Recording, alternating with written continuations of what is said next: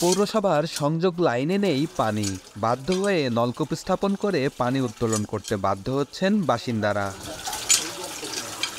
মেহেরপুর পৌরসভায় দেখা দিয়েছে সুপেয় পানির সংকট। বাসিন্দারা পানির বিল পরিশোধ করলেও মিলছে না কাঙ্ক্ষিত সেবা।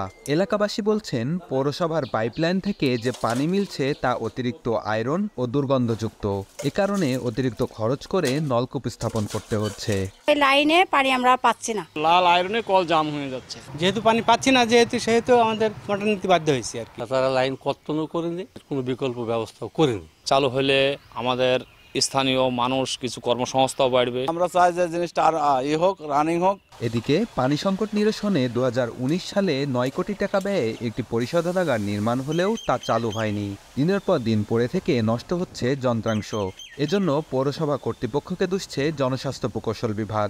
পরিপূর্ণভাবে সার্ভেটা করা উচিত ছিল। পরিপূর্ণভাবে হয়ে থাকে তো ভালো, যদি না হয়ে থাকে তাহলে সম্পূর্ণ ক্ষতি কিছু কাজ করতে হবে। দীর্ঘদিন ব্যবহারকারী যদি লিকেজ হয়ে থাকে তাদেরকে সারাতে হবে। তবে শিগগিরই নতুন পানি পরিশোধনাগারটি সংস্কার করে চালুর আশ্বাস পৌর কর্তৃপক্ষের।